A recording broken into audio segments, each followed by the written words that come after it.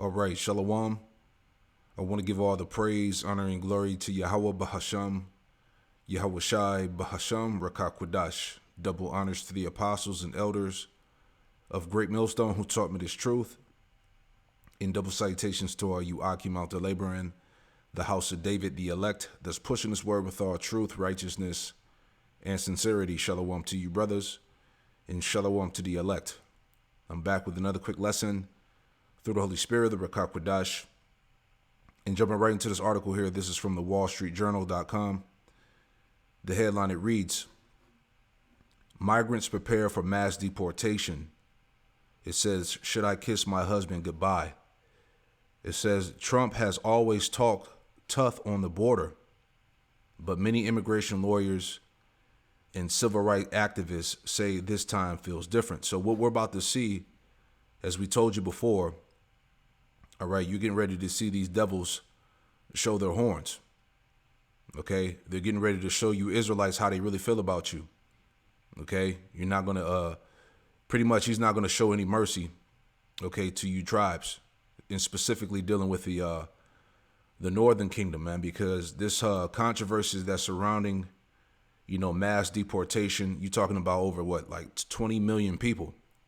Okay, so Trump is going to use military force for mass deportation. All right. Real quick before we get into the video, this is from realclearwire.com.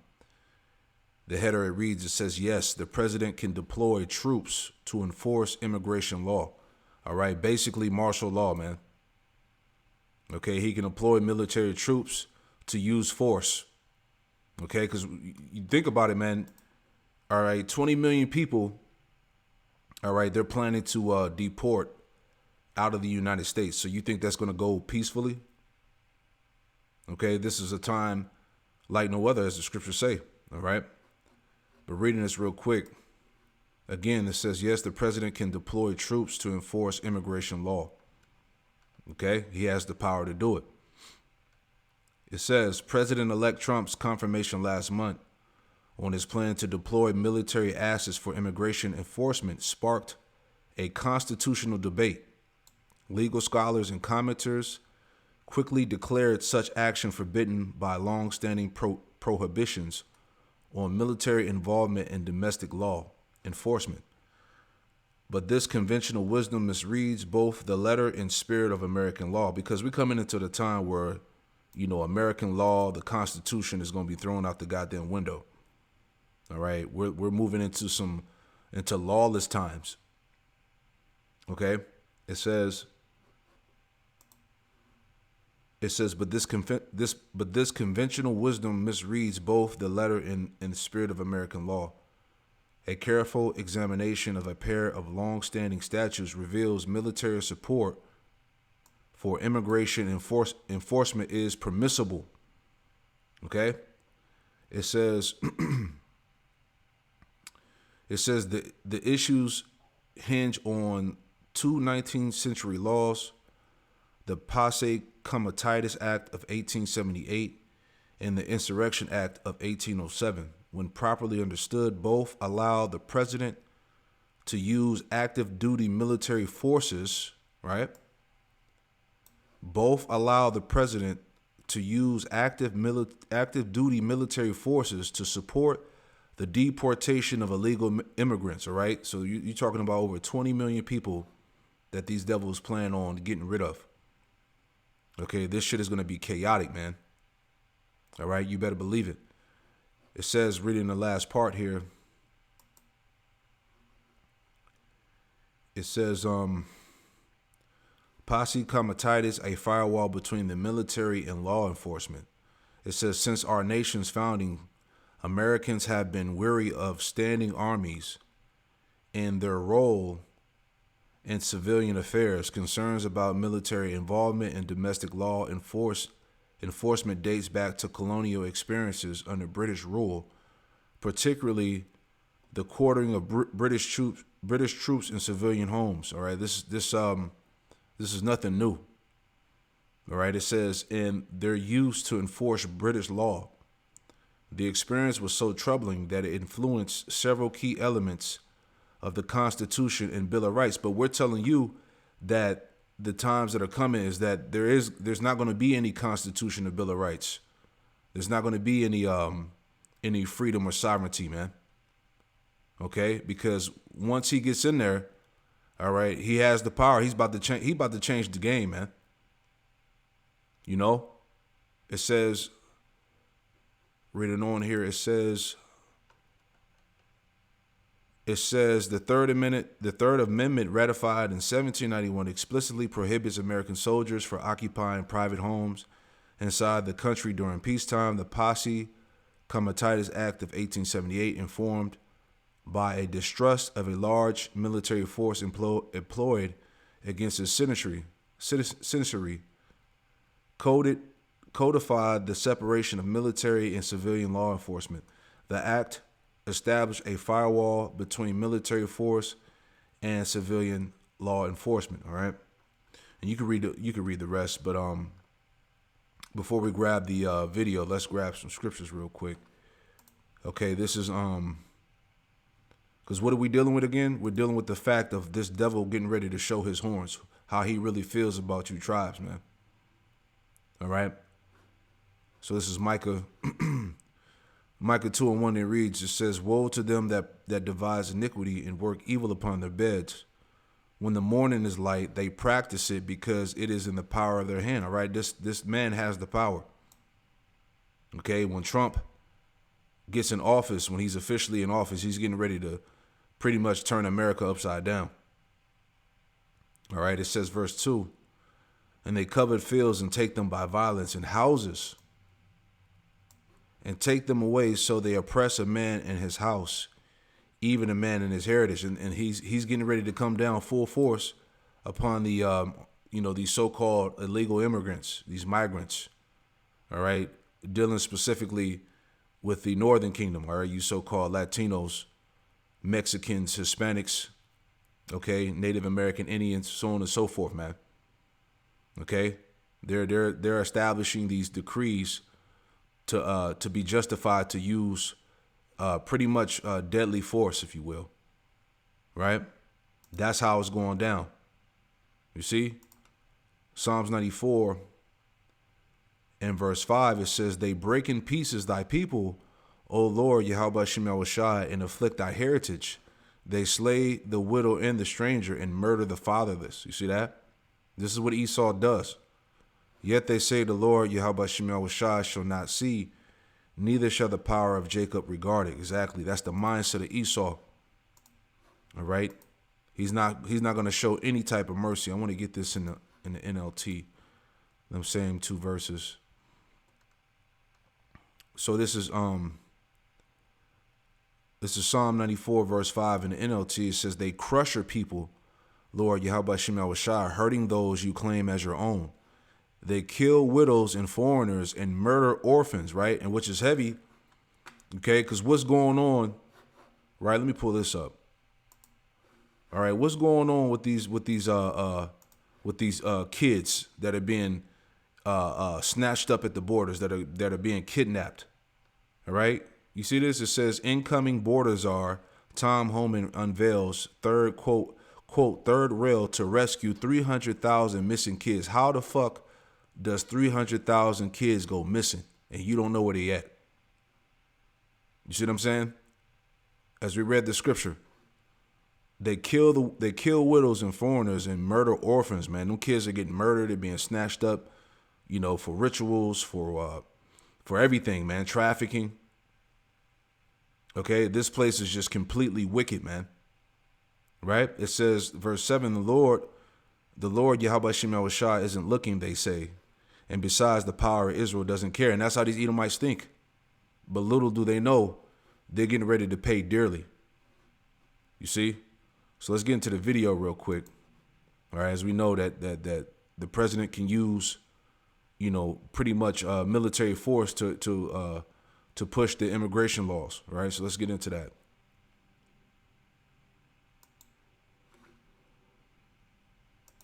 I'll tell you what's going to be hard. I'll tell you what's going to be horrible. When we take a wonderful young woman who's with a criminal, and they show the woman, and she could stay by the law, but they show the woman being taken out, or they want her out, and your cameras are focused on her as she's crying, as she's being taken out of our country, and then the public turns against us. But we have to do our job. President-elect Donald Trump elaborated on his immigration policies and what he intends to carry out during a lengthy sit-down interview with Kristen Welker over at Meet the Press.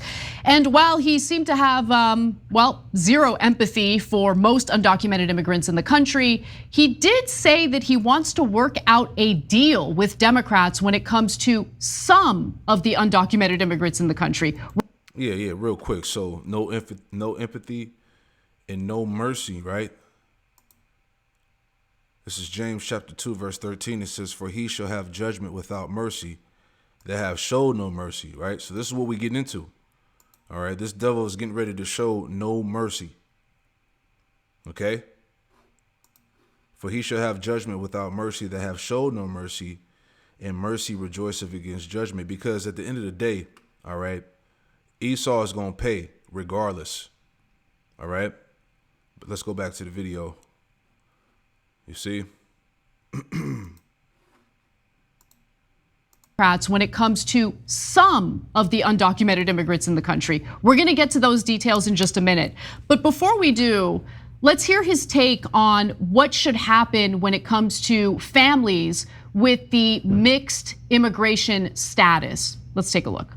You're saying, yes, you're going to focus on the people with criminal histories, but everyone who's here illegally has to go. I'm saying this. We have to get the criminals out of our country. We have to get people that were taken out of mental institutions and put them back into their mental institution, no matter what country it is. The estimated 4 million families in America who have mixed immigration status. So I'm talking about parents who might be here illegally, but the kids are here legally. Your borders are. You're talking about separation? Yeah, well, I mean, there are two aspects to this. Your borders are, Tom Homan said, they can be deported together. Correct. Is that the plan? Well, that way you keep those. Well, I don't want to be breaking up families, so the only way you don't break up the family is you keep them together, and you have to send them all back. So that is exactly what Tom Homan also said, and said it without any apology, any concern about how it might come across. And what's interesting, Cenk, is people seem to be cheering that on, right? And so I don't believe it. You don't believe it? Yeah, so here's my thoughts on it. And I thought that interview was really telling. So let's start with it was, because he's showing you who he is, right? Remember the scriptures say in Psalm 73, right? Okay, I always bring this out, but this speaks of Esau's characteristics, all right? Psalm 73 verse 6, straight to the point, it says, therefore pride compasseth them about as a chain, violence covered them as a garment. All right, he wears violence upon him. All right, that's his nature. Okay, this is what you Israelites are getting ready to see on a whole nother level. Okay, these Edomites can't wait to start, getting busy. That's why we said, hey, a lot of things are about to go down. It's going to be a clash between Esau and Jake soon to come, man. All right, you just had that Edomite Daniel Penny, who just got acquitted. All right, so now you have, I saw a video or a brief video of this guy from the BLM, Black Lives Matter, talking about basically, to go out and rebel again. So here we go with this whole situation. All right, so the timing is perfect,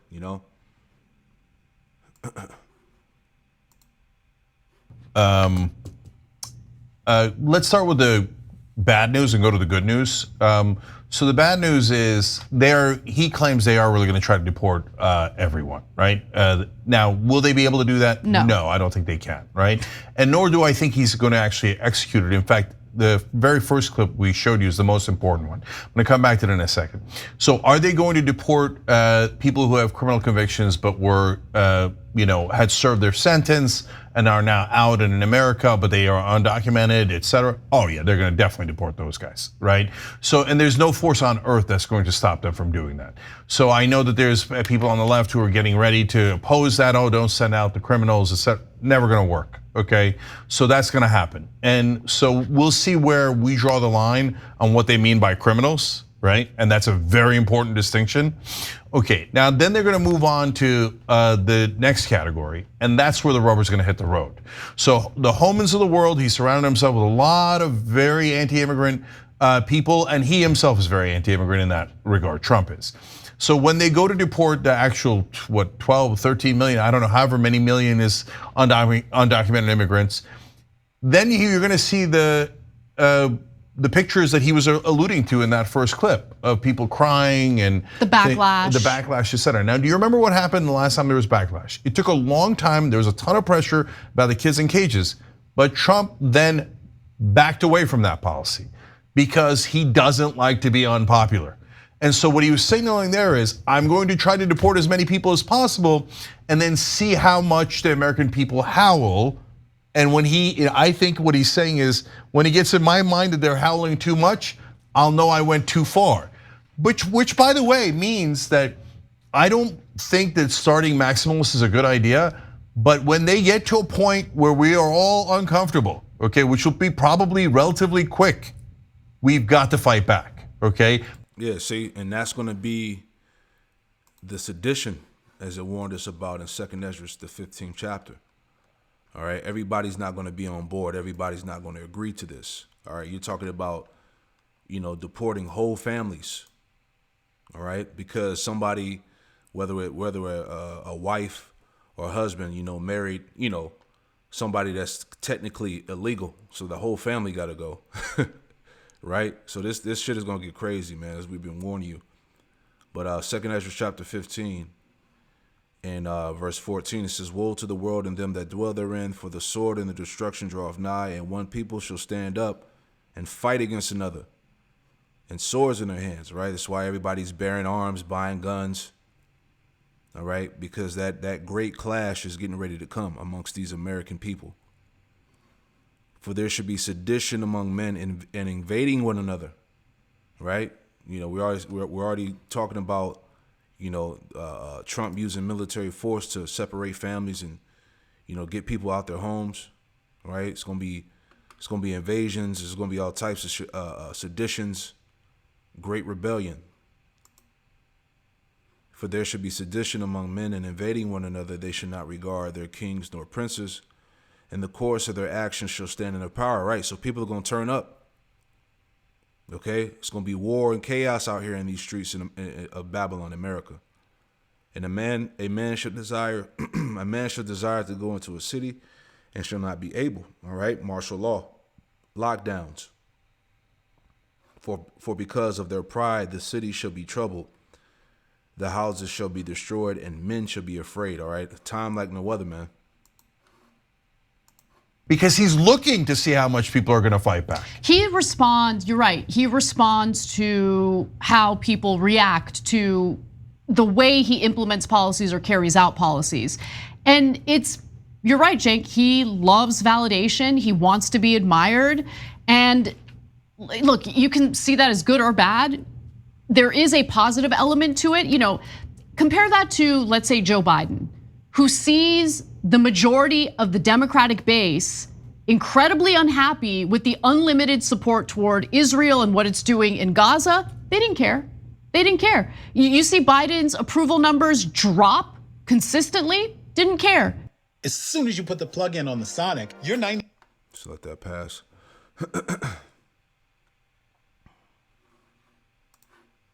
Does not care about how his own base feels about him. On the other hand, you have someone like Donald Trump who is very responsive to his base. Now, it really depends on what his base wants, but to their credit, last time around, when he was too draconian in his immigration policies and when he was deporting too many people and putting people in those cages, well, there was backlash and he did back off of that policy. So I think you make a good point there. But there was another element in this conversation that I thought I don't agree with at all. And so you're about to hear it in this next video. Take a look. You've promised to end birthright citizenship on day one. Is that still your plan? Yeah, absolutely. The 14th Amendment, though, says that, quote, all persons born in the United States are citizens. Can you get around the 14th Amendment with an executive action? We're going to have to get a change. We'll maybe have to go back to the people, but we have to end it. We're the only country that has it. Through an executive action? We're the only country that has it. We are not the only country that has birthright citizenship. I just want to be clear about that. This is just some of the countries on the globe: Antigua and Barbuda, Argentina, Barbados, Belize, Bolivia, Brazil, Canada, Chad, Costa Rica, Cuba, El Salvador, Fiji, Grenada. You've got Guatemala. You guys get the picture. There's plenty of other countries that have birthright citizenship. Also, how do you end birthright citizenship? What does that mean? How do you become a citizen if you end birthright citizenship? Yeah, so does it mean we end birthright citizenship if your parents are immigrants or undocumented immigrants or legal immigrants, or we end it all together, in which case nobody's American anymore when they're born in America? So how does that make any sense? So look, this was. Yeah, so pretty much nothing but a confusion, man. All right, and it's all gonna just go up in flames and chaos. All right, real quick, because I was thinking about this too, right? This is Revelation chapter 2 and verse 10. It says, fear none of those things which thou shalt suffer. Behold, the devil shall cast some of you into prison, that you may be tried. You shall have tribulation 10 days. Be thou faithful unto death, and I will give thee a crown of life. Now, we know when they talk about, getting rid of the criminals and all of that, this is really talking about Jake. All right. Everything is being set in place to bring forth martial law, regardless, man. Because people who are so-called anti-shimmy and all of that, they're going to be all tied into that category as a domestic threat. All right. So they're going to just, pretty much this immigration thing is just being used for a bigger purpose. This is why, all right, you can't forget about this. This came out back in November. All right. It says, never forget the CDC planned quarantine camps nationwide sought to separate families and control community buildings, right? Now, this is on the books, right? In relation to that last article, the CDC planned quarantine camps nationwide, right? I just want to read this real quick because all these things have been activated. They're going to use these things, man. This is part of the martial law, the lockdowns, all right? It says on July 2020, with the George Floyd riots having finally settled down, the CDC issued a plan for establishing nationwide quarantine camps. People were to be isolated, given only food and some cleaning supplies. They would be banned from participating in any religious services. The plan included contingencies for preventing suicide.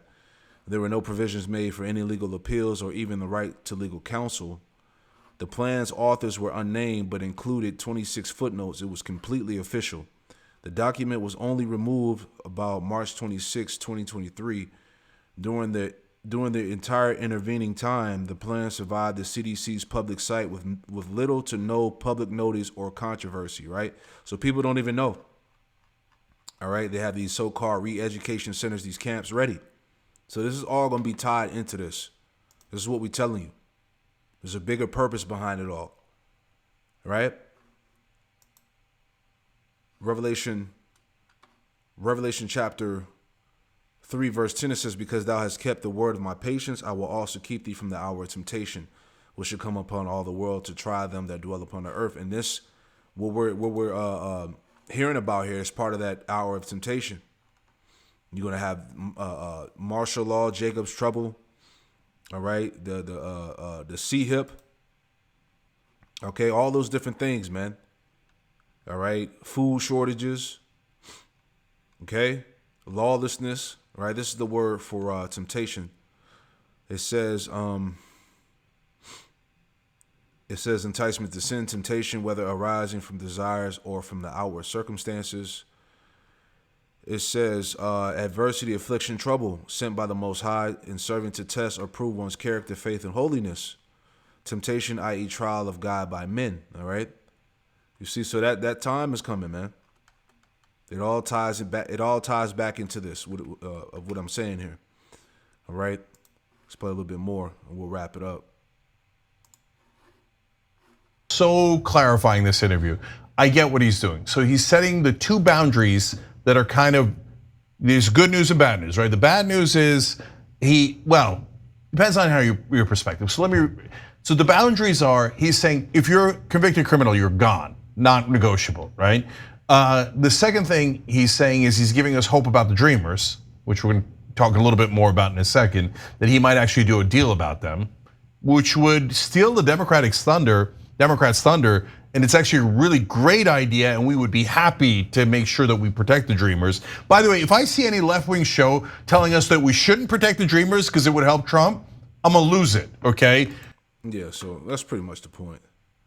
All right, but this thing is getting ready to get real crazy, all right? Mass deportation, and they're gonna use military force to do that, all right? So you get it, man, all right? So I pray this quick lesson was edifying. I'm gonna close it out by giving all the praise, honor, and glory to Yahweh Bahasham, Yahweh Shai Bahasham Rakakwadash. Shalom.